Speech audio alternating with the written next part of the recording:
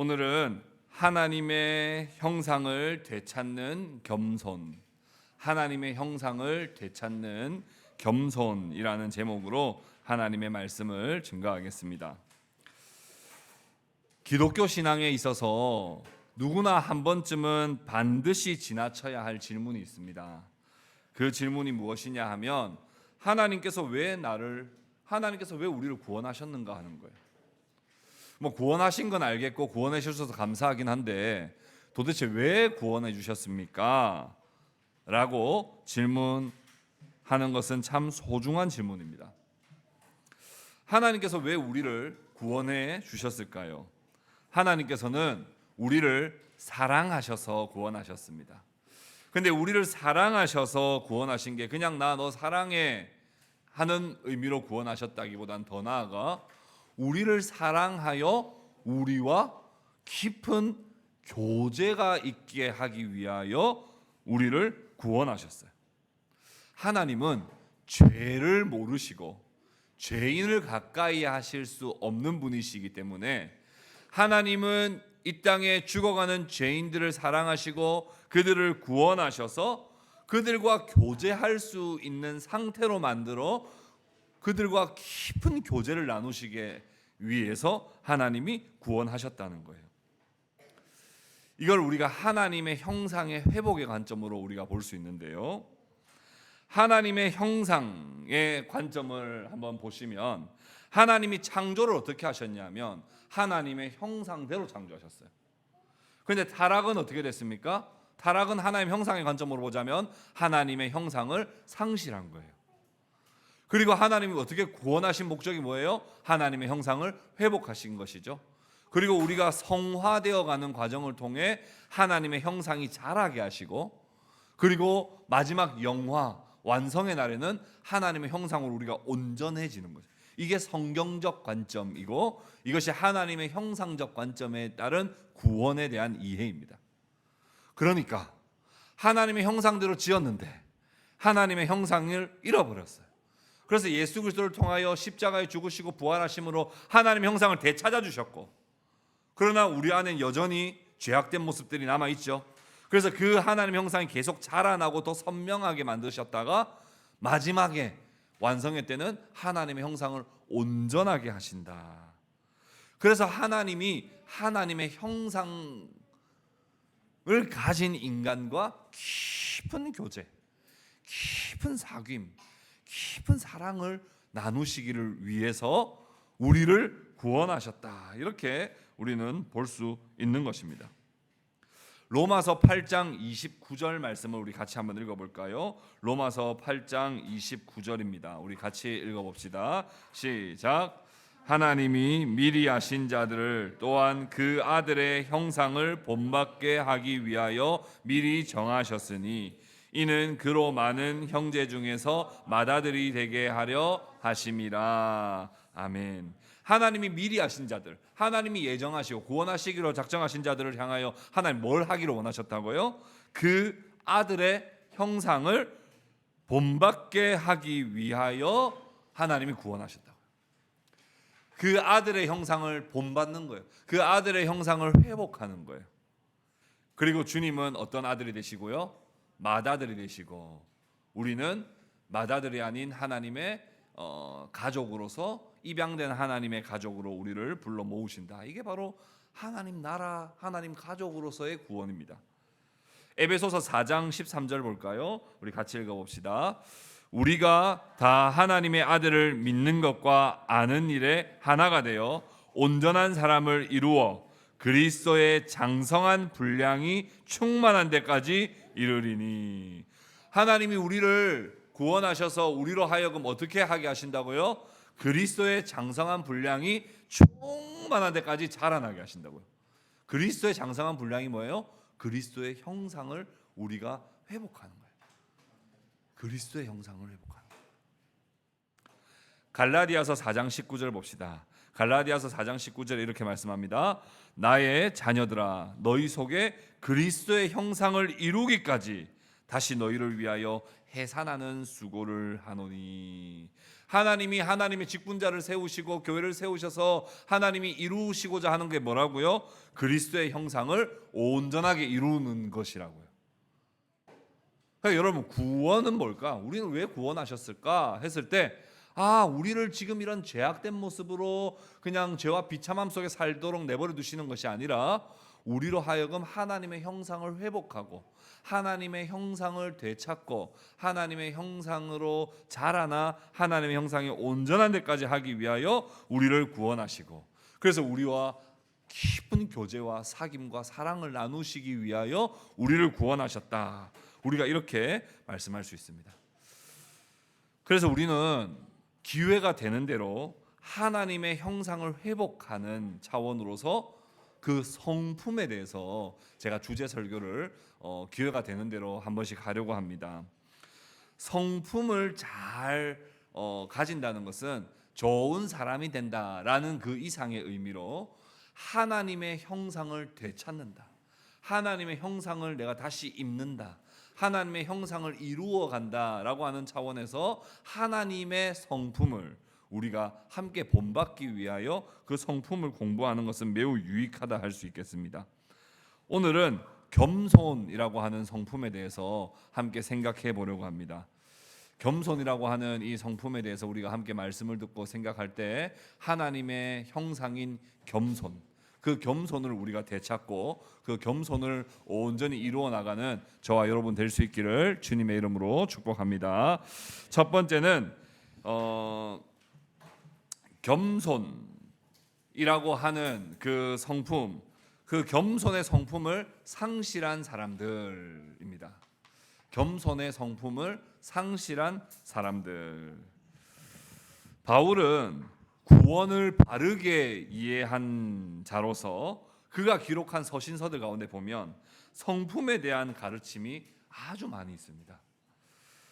뭐 당연하죠. 왜냐하면 구원받은 사람과 하나님의 형상은 뗄래야 뗄 수 없기 때문에. 구원받았다는 것은 내가 하나님의 형상이 회복되는 거예요.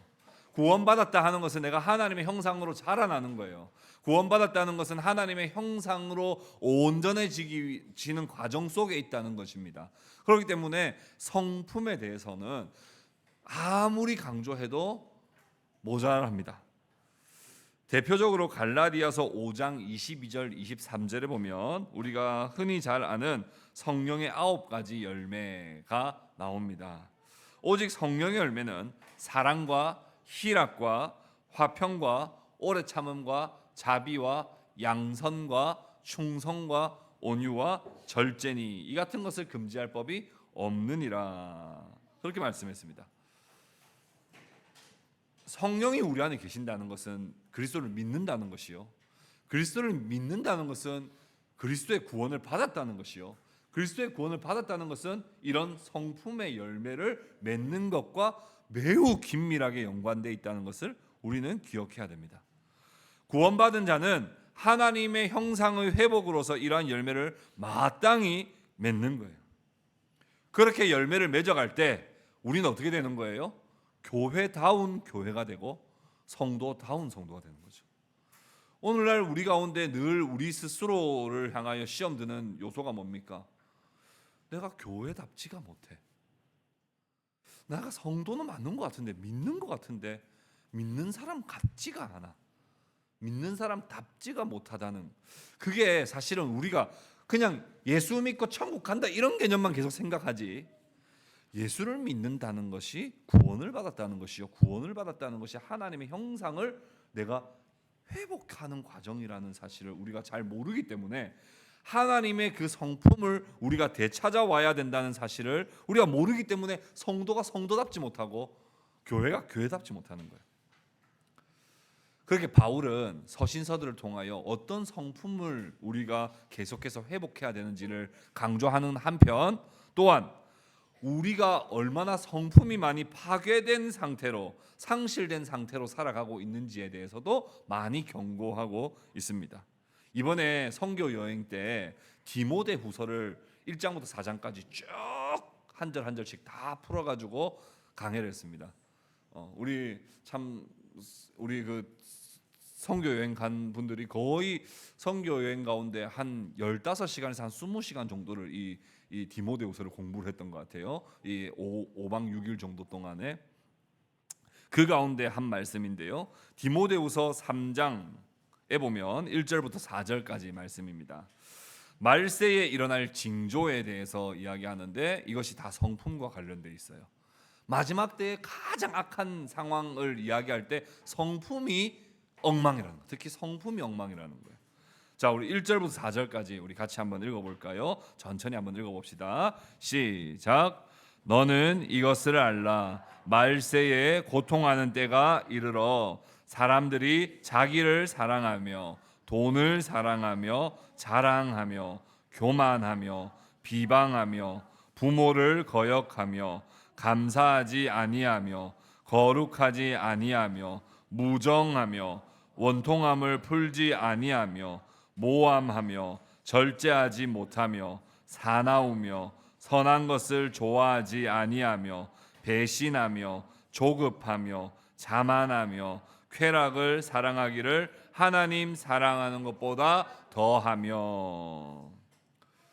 아마 우리 선교여행 이번에 가서 디모데후서 공부하신 분들은 성경이 눈에 좀 들어오죠. 이 성경이 공부를 하고 나면 성경이 눈에 막 들어옵니다. 여기에 18가지 상실된 하나님의 성품, 파괴된 하나님의 성품이 인간에게 다 드러난다는 거예요. 하나님의 형상에서 파괴되고 상실된 모습으로. 자기를 사랑하는 것과 돈을 사랑하는 것은 어떤 성품의 왜곡이고 상실이겠습니까? 어떤 성품의 왜곡이고 상실이겠습니까? 사랑. 누구를 사랑해야 되는지, 어떻게 사랑해야 되는지를 완전히 잘못 오해하게 되고 왜곡하게 돼버린 거죠. 그러니까 마지막 때에 사랑의 성품이 상실되고 사랑의 성품이 다 사랑 외치지만 그게 과연 사랑일까 생각해보면 그건 사랑이 아닌 것이죠. 자기를 사랑하고 돈을 사랑하는 건 사랑의 대상과 사랑의 방법에 문제가 생겨버렸습니다. 자랑하고 교만한 것은 어떤 하나님의 형상으로서의 성품을 상실한 거예요? 겸손. 이 겸손을 완전히 상실해 버린 거예요. 비방하는 것은요, 온유한 성품에 문제가 생겨버렸습니다. 부모를 거역하는 것은요, 순종하는 성품에 문제가 생겨버린 거예요. 그 외에 여러 가지 상실되고 파괴된 그런 성품들이 말세에 더 두드러지게 나타날 것이다 라고 그렇게 바울은 말하기도 했습니다. 마지막 때를 살아가는 우리는 분명히 다르게 살아야 합니다. 말세의 징조를 우리는 거슬러 피하고 하나님의 형상으로서의 성품을 우리는 배우고 훈련하여서 실천하는, 그러니까 하나님의 성품을 우리가 회복하는 것은 선택사항이 아니고 우리가 필수 불가결한 그런 덕목이라는 거예요. 난 사랑은 잘 못해. 난 감사는 잘 못해. 감사는 뭐 서로 알지 뭐. 이게 아니라 하나님이 우리에게 말씀하신 이 성품은 우리 모두가 다 가지기를 훈련하고 애쓰고 노력하며 계속해서 그 방향으로 나아가야 한다는 거예요. 오늘 본문에 등장하는 빌립보 교회의 모습을 보면요, 바울과 참 오랫동안 동역하고 바울에게 큰 힘이 되었던 교회입니다. 바울에게 연보를 참 많이 했고요. 정말 바울이 빌립보 쪽으로 갈 때마다 루디아를 중심으로 해서 많은 성도들이 바울을 섬겨주기도 했던, 참 바울과 깊은 관계를 가졌던 교회가 빌립보 교회예요. 그래서 우리는 빌립보 교회는 따뜻하고 사랑이 많을 것 같다는 인식이 있습니다. 그런데 빌립보 교회도 안 그런 사람들도 많이 있었어요. 빌립보 교회에 언급된 몇 가지 문제들을 보면요, 빌립보 교회 안에 어떤 문제들이 많이 있었냐면 투기와 분쟁이 있었다. 1장 15절에 이야기하고요. 또 1장 18절에 보면 거칠의식으로 많이 한다 이런 표현을 했고요. 2장 오늘 본문의 2장 3절에 보면 다툼이나 허영의 문제들이 많았다라고 그렇게 말하고 있습니다. 다툼, 분쟁, 허영 이런 것들이 가득했던 이 빌립보 교회 안에는 겸손이라고 하는 성품이 많이 상실되어 있었다 하는 것을 우리는 알 수 있습니다. 그러니까 뭔가 화끈화끈하게 바울을 지지하기도 하고 도와주기도 하고 하는데 그 마음 안에는 어떤 마음이 많았다는 거예요? 교만하고 허영심이 많았다 하는 것을 알 수 있습니다. 여러분, 여기 성경이 2장 3절에 나오는 허영이라고 하는 말은 어떤 말일까요? 허영은 헛된 영광을 추구하는 것을 말합니다. 허영은 헛된 영광을 추구하는 거예요. 야망을 가지고 열심히 무언가를 하긴 합니다. 열심히 하는 것 같은데 그것이 사실은 알고 보면 하나님의 영광을 위해서 하는 것이 아니라 겸손을 가장하여 거칠의 식으로 하는, 그러니까 자기가 드러나려고 하는 어떤 그런 마음이 바로 이 허영이라고 할 수 있겠습니다. 다툼과 허영이라고 할 때 이 영어 성경에 보면 이 selfishness라는 표현을 쓰죠. 아주 이기적인. 그러니까 다툼이 왜 일어나는 거예요? 자기만 생각하기 때문에 그런 거죠. 다툼이 남을 배려하거나 남을 먼저 생각하지 않고 자기 거를 먼저 생각하고 자기가 높아지는 데 관심이 있고 자기가 인정받는 데 관심이 있다. 열심히 해요, 안 해요? 열심히 한다니까요. 열심히 하는데 어디에 관심이 있다고요?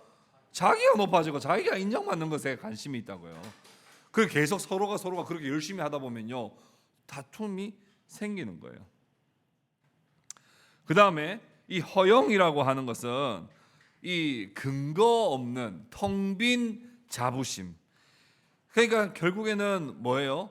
이 자기가 다른 사람들보다 더 높아지려고 하는 그런 마음들. 그러니까 서로 잘난 체하고 서로 큰 소리치기를 좋아하고 교회를 위해 일하는 것 같지만 사실 실상은 자신을 높이기 위해 일하는 사람들이 빌립보 교회 안에 많이 있었다라고 하는 것을 우리는 알 수 있습니다. 여기에는 뭔가 사역이 이루어지는 것 같긴 해요. 뭔가 열심히 하는 것 같긴 합니다. 근데 그 안에 뭐가 없어졌어요? 겸손이 없어요. 겸손. 그리고 자기가 열심히 하는 걸 통하여 자기가 높아지려고 하는 이 마음은 교만이잖아요. 교만. 여러분, 교만은 누구의 대표적인 속성입니까? 마귀의 대표적인 속성이에요. 교만은 마귀의 대표적인 속성입니다. 하나님의 대표적인 속성은 겸손이라면 마귀의 대표적인 속성이 교만이에요. 교만.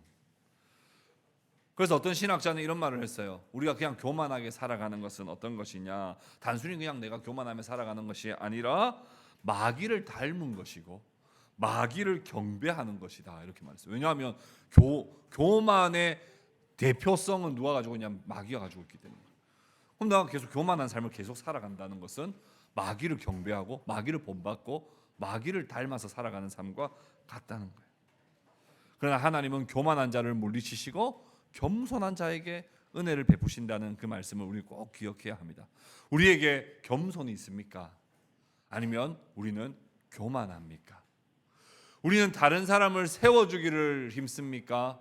아니면 내 감정, 내 생각, 내가 수고한 거, 내가 열심히 한 거, 이런 것들을 드러내고 싶어하고 내가 잘한 거를 나타내고 싶어하는 그런 교만한 마음이 우리 안에 있습니까?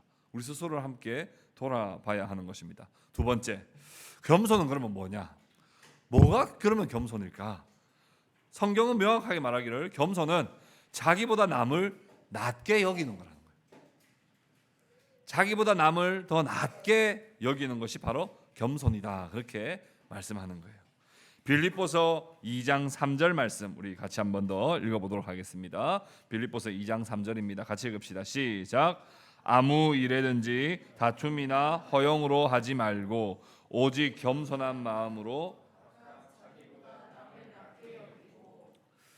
다툼이나 허영으로 하지 말고, 그러니까 자기만 맨날 위하고 맨날 자기 생각만 하고 자기만 인정받으려고 하고 자기만 높아지려고 하지 말고, 그것 때문에 다투고 그런 거 하지 말고 겸손한 마음을 가지고 어떻게 하라는 거예요? 자기보다 남을 더 낮게 여겨주라는 거예요. 여러분, 자기보다 더 나은 사람에게 더 낮게 여겨주는 거는 쉽습니까? 어렵습니까? 쉽죠. 나보다 점수가 더 잘 나왔는데 뭐라 할 거야? 시험 문제가 뭐 좀 이상하게 나왔네. 이것도 뭐 한두 번이지. 누가 그거 인정해줘요? 나보다 점수가 더 높게 나왔는데. 누가 봐도 나보다 잘생겼어. 그럼 잘생겼다고 말하기 쉬워요? 어려워요? 그거 할 수 있죠. 그것도 못하면 어떻게 해야 돼 이거. 자기보다 누가 봐도 잘생겼는데 잘생긴 사람에게 잘생겼다는 말을 못하면 이건 또 다른 문제들이 지금 있는 거죠. 자기보다 잘생긴 사람 잘생겼다 하는 건 쉽습니다. 그거 할 수 있어요. 똑똑한 사람이 똑똑하다. 믿음 좋은 사람한테 믿음 좋다는 말 누가 못해요. 그건 다 할 수 있는 거예요. 나보다 운동 잘하는 사람 보고 운동 잘한다 하는 건 그건 그렇게 어렵지 않습니다. 쿨하게 인정할 수 있어요. 그런데 오늘 바울이 빌립보 교회에게 말했던 너희가 오직 겸손한 마음으로 각각 자기보다 남을 더 낮게 여겨라 라고 이야기할 때의 명령은 그 반대를 염두하고 한 말씀이라고 우리는 알 수 있어야 됩니다. 다른 사람이 나보다 못할 경우를 말하는 거예요.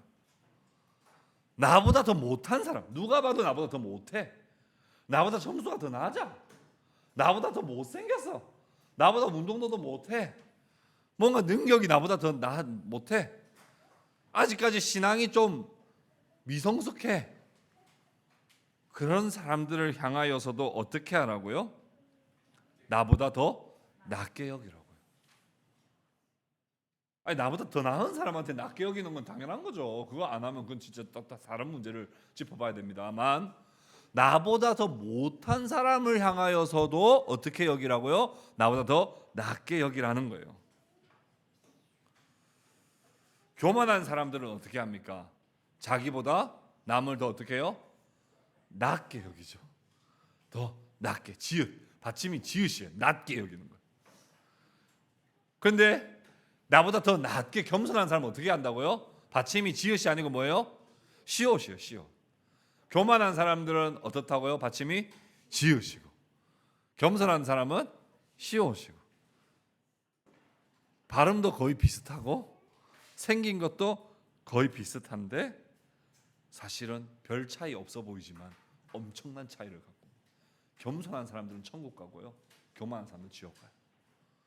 별로 별 차이 없어 보이고 생긴 것도 비슷해 보이고 발음도 비슷해 보이고, 이건 뭐 억양과 강세도 어떻게 말해야 될지 잘 헷갈릴 정도로 낮게 낮다고 뭐 이렇게 하는 것 같지만 사실은 천국과 지옥이라고 할 수 있을 정도로 엄청난 차이를 보입니다. 시옷은 하나님을 닮는 것이요, 지읒은 마귀를 본받아 살아가는 삶이기 때문에 그렇습니다. 남을 나보다 더 낮게 여겨라 할 때 여기다라고 하는 말은 간주하다라는 의미예요. 나를 나보다 더 낮게 간주하라는 거예요. 그렇게 생각하라는 의미입니다. 그러니까 비록 남이 나보다 더 못하다 할지라도, 조금 부족하다 할지라도, 아니 많이 부족해도, 도무지 이해가 안 돼도, 그래도 억지로 끌고 가서라도 나보다 더 나은 사람이라고 생각하라는 거예요. 그렇다고 사실을 왜곡하라는 말은 아닙니다. 사실을 왜곡하라는 말은 아니에요. 왜곡해도 괜찮다는 말은 아닙니다. 그러나 어떻게든 해서라도 그의 장점을 찾아내라는 거예요. 어떻게 해서든 그의 장점을 찾아내라는 거예요. 빌립보 교회에는요, 자기 자랑을 잘하고 교만한 사람들이 많았습니다. 특히 누구를 많이 시기하고 질투했냐면 바울을 시기하고 질투하는 교회 지도자들이 많았어요. 그런데 바울이 감옥에 갇혔을 때 그들은 어떤 반응을 보였을까요? 박수를 쳤습니다. 왜냐하면 저 봐라 저렇게 무리하게 전하면 안 돼 하면서 막 또 바울이 복음 전하다 감옥에 갇혔을 때 오히려 박수를 치면서 바울을 비판하면서 자기 자신을 과시하고자 하는 빌립보 교회 안의 지도자들이 꽤 있었던 거예요. 그런 소식을 감옥에서 바울이 전해 들었을 때 바울은 어떻게 생각했을까요? 그들의 단점을 찾아내서 복수를 했을까요? 아니면 그들의 장점을 어떻게 해서라도 찾아내서 나보다 더 낫다고 여겼을까요? 후자겠죠. 빌립보서 1장 18절 말씀을 봅시다. 빌립보서 1장 18절 이렇게 말씀합니다. 그러면 무엇이냐? 거칠애로 하나 참으로 하나 무슨 방도로 하든지 전파되는 것은 그리스도니 이로써 나는 기뻐하고 또한 기뻐하리라. 바울이 없는 동안에 바울 험담을 엄청 해요, 그들이. 그리고 바울의 선교 전략이 틀렸다고 막 엄청 바울을 비판했어요. 자기들의 선교 전략이 맞다고 막 자랑했어요. 그거 그렇게 하면 됩니까? 안 되죠. 근데 바울은 그걸 어떻게 봐주는 거예요? 그런 식으로 했다 하더라도 복음이 전해졌으면 좋은 일 아닌가? 기쁘다. 아, 기쁘다. 제가 연기 잘 못하죠. 저는 그거 못하거든요, 잘. 근데 바울이 아마 진짜 기뻐하고 또 기뻐하리라 이렇게 했을 거예요. 장점을 찾기가 참 어려웠어요. 왜냐하면 자기를 계속 깔보고 험담하고 자기의 방식을 틀렸다고 하고 자기 감옥 갇힐 때 더 좋아하고. 근데 그럼에도 불구하고 그들이 이상하게 설교했던, 이상하게 복음 전했던 복음이 전해졌다면 그것조차도 하나님께 영광이 되는 거 아니냐 하며 오히려 그들을 존중해주고 그들을 높여주는 바울의 모습을 우리는 볼 수 있는 것입니다.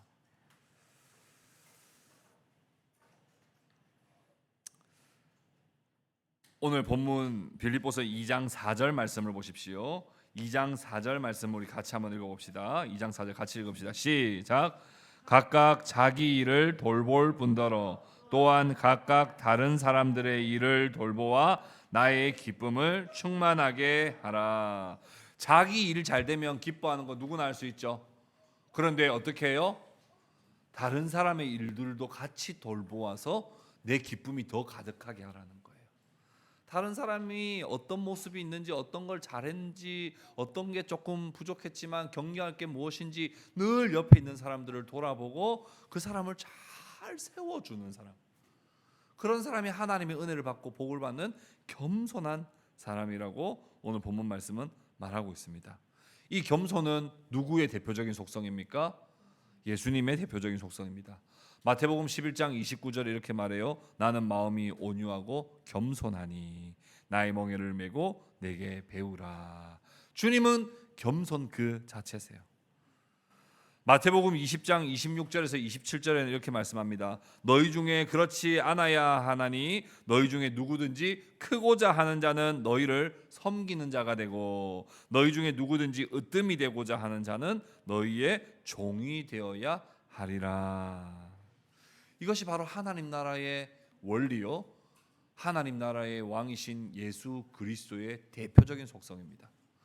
우리가 만약 그리스도를 믿은 자라면, 우리가 만약 그리스도의 교회의 몸이라면 우리가 정말 갖추어야 할 중요한 성품은 바로 겸손이라는 것을 우리는 다시 한 번 더 생각하게 됩니다. 예수님께서는 이 땅에 오셔서 죄인들을 존중해 주셨어요. 그들의 친구가 되어주시는 것을 통하여 겸손이 무엇인지를 보여주셨습니다. 제자들은 무엇에 관심이 있었어요? 누가 크냐 하는 데 계속 관심이 있었어요. 예수님을 따라다니면서도 그들의 관심은 누가 크냐? 누가 우리가 더 잘했냐? 누가 더 훌륭하냐?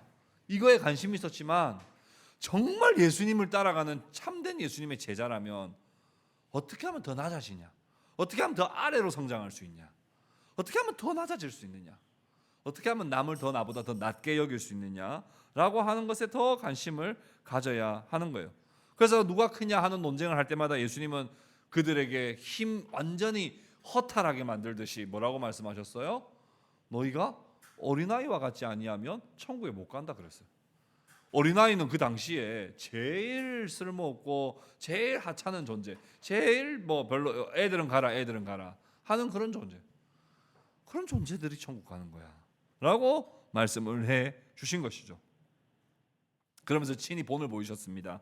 요한복음 13장 14절에 내가 주와 또는 선생이 되어 너희 발을 씻었으니 너희도 서로 발을 씻어주는 것이 옳으니라. 여러분, 발을 씻어준다는 것은 어떤 의미입니까? 그 사람의 가장 지저분하고 가장 냄새나는 그런 발을 내가 더 무릎을 꿇고 그의 발을 씻어주는 것은 정말 진정한 겸손이요 진정한 섬김이에요. 그러니까 나보다 더 나은 사람을 더 낫다 하는 건 그건 겸손 아니라니까요. 그건 당연히 하는 거죠.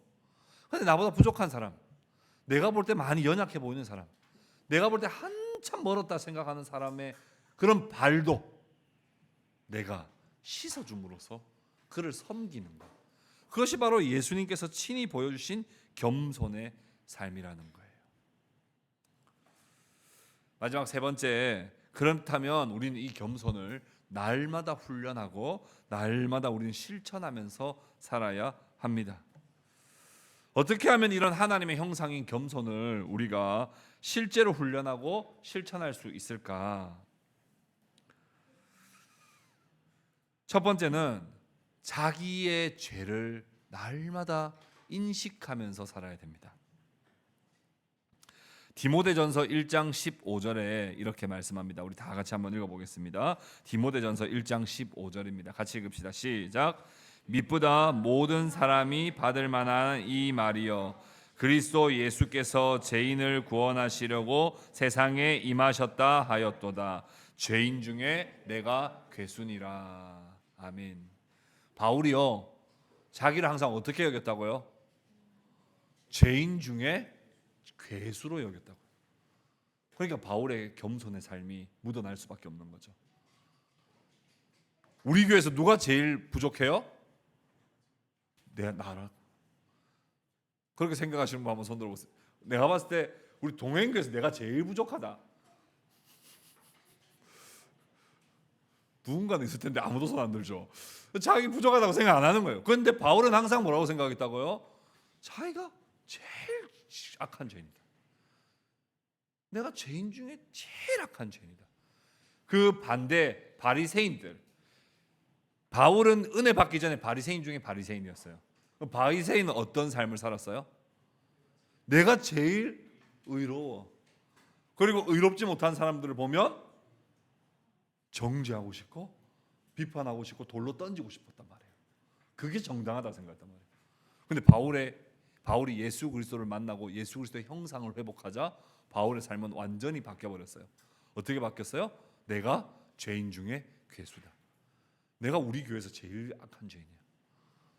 그럼 비판할 사람 있어요, 없어요? 비판할 사람 있어요. 내가 제일 악한데.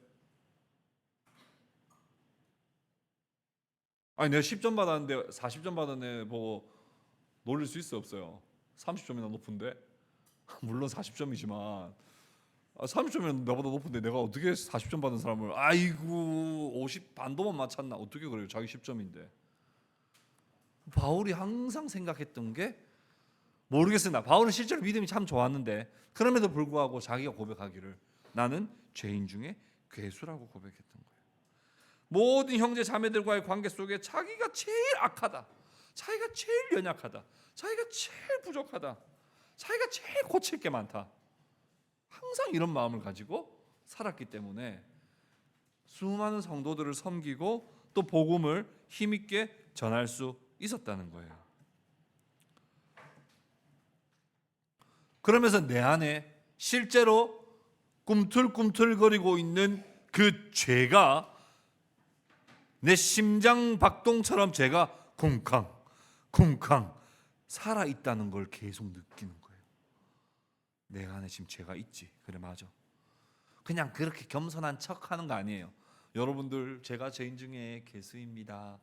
저보다 여러분들이 더 나아요. 연기하는 거 아니에요. 실제로 심장 소리가 들리는 것처럼 자기 안에 죄가 뻗어시 살아있다는 것을 느끼는 거예요.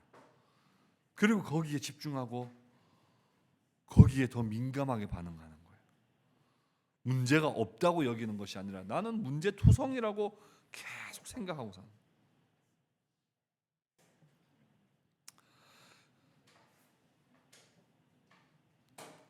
두 번째는 어떻게 하면 우리가 훈련하고 또 우리가 어떻게 하면 실천할 수 있느냐.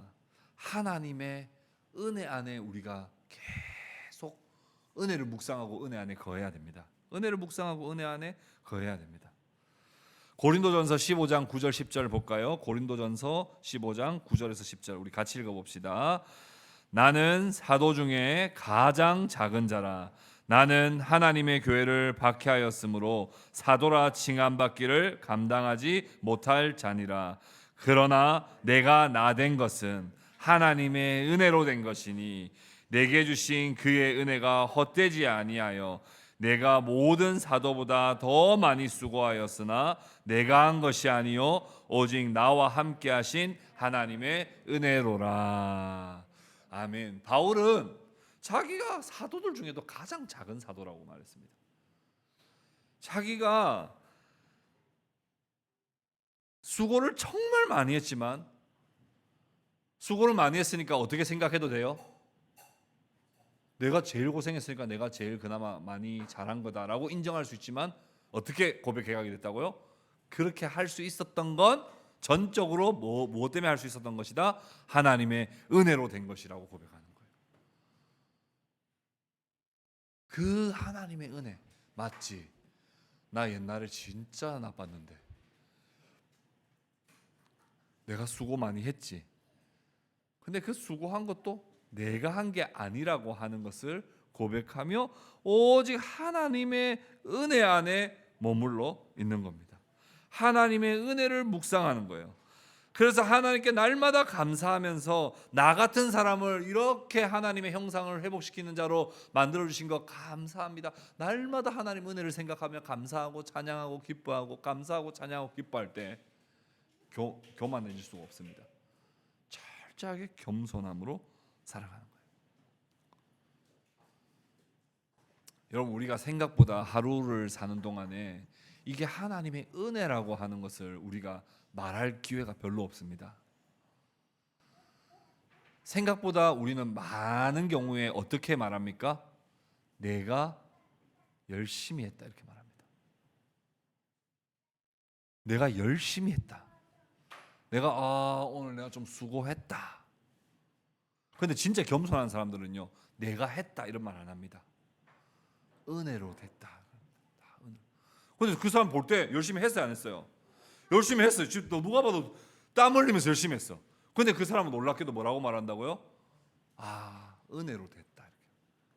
근데 교만한 사람의 특징은 뭐예요? 하나라도 내가 한 걸 안 빠뜨리고 다 말하려고 그럽니다. 하나라도 내가 사람들 그거 잊어줄 그거 모르면 서운해해요. 다 말합니다. 그리고 혹시라도 빠뜨리고 그냥 넘어가 버리면 자기 한 거 더 말합니다. 우리가 날마다 하나님의 은혜로 된 것이라고 하는 사실을 우리는 늘 기억하며 겸손한 마음으로 하나님께 감사하는 그런 훈련을 우리는 계속해야 돼요. 그래서 우리의 언어가 바뀌어야 돼요. 언어가 바뀌어야 돼요. 주어가 누가 되어야 됩니까? 주어가 누가 되어야 돼요? 하나님이 되어야 돼요. 하나님. 여러분, 주어 바꾸는 훈련을 해보십시오. 내가에서 우리가에서 하나님이라고 바꿔보십시오. 하나님이 하셨다. 하나님이 도우셨다. 하나님이 나로 하여금 이걸 할 수 있게 해주셨다라고 그렇게 바꿔야 되는 거예요. 마지막 세 번째, 우리가 그리스도를 깊이 날마다 묵상해야 됩니다. 그리스도를 묵상하는 데서만 우리가 겸손이 나올 수 있기 때문에 그래요. 절대로 내 안에서 겸손이 나올 수 없습니다. 우리는 절대로 겸손할 수 없는 존재예요. 왜냐하면 우리는 자기 사랑에 완전히 심취된 존재거든요. 자기 감정에 온전히 지금 우린 지배당하고 있습니다. 그래서 절대로 내 안에서는 겸손이 나올 수가 없어요. 존중받고 싶고 인정받고 싶고 사랑받고 싶고 칭찬받고 싶고 이런 마음들이 우리 안에 완전히 지배하고 있기 때문에 절대로 우리 안에 겸손이 나올 수가 없습니다. 겸손은 그리스도를 깊이 묵상할 때야만 나옵니다. 우리 마지막으로 같이 말씀 읽어봅시다. 빌립보서 2장 5절에서 8절 우리 같이 한번 더 마지막으로 읽겠습니다. 시작. 너희 안에 이 마음을 품으라. 곧 그리스도 예수의 마음이니 그는 근본 하나님의 본체시나 하나님과 동등됨을 취할 것으로 여기지 아니하시고 오히려 자기를 비워 종의 형체를 가지사 사람들과 같이 되셨고 사람의 모양으로 나타나사 자기를 낮추시고 죽기까지 복종하셨으니 곧 십자가에 죽으심이라. 예수님은 겸손 그 자체이십니다.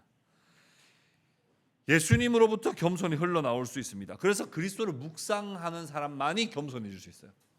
그리스도를 묵상하지 않고 그냥 착하게 살아야지 하는 마음으로는 겸손하지 못합니다. 아우 제가 뭘요? 뭐 하나님께 영광 이렇게 하는 사람들 진짜 얼마나 자기 영광 드러내는지 모릅니다. 진짜 하나님께 영광을 돌리는 사람은 그리스도를 깊이 묵상하는 것에서부터 시작이 됩니다. 주님을 날마다 묵상하십시오. 우리 주님은 왜 인간이 되셨나? 우리 주님이 오셔서 무엇을 하셨나? 누구를 만나셨나? 그들을 어떻게 대하셨나? 왜 십자가에 죽으셔야만 했나?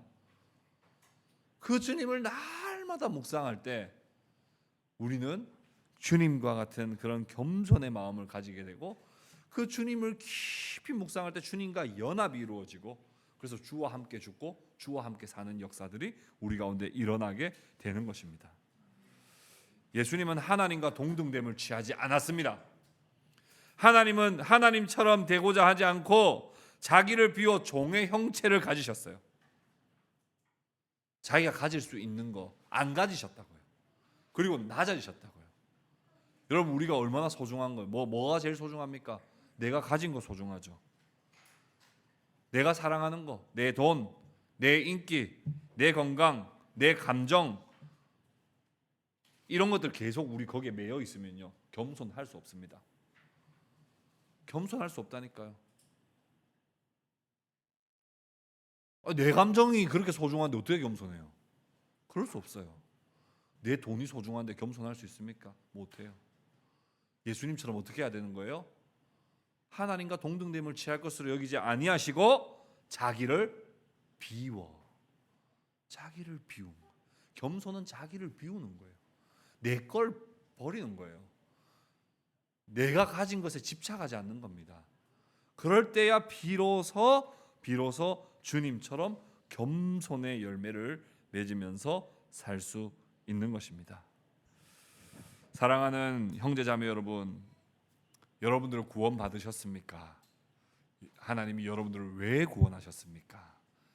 여러분들을 하나님의 형상으로 다시 빚어가시기 위하여 여러분들을 구원하셨습니다. 하나님의 형상으로 우리가 회복되어 간다는 것은 하나님의 성품을 회복해 간다는 거예요.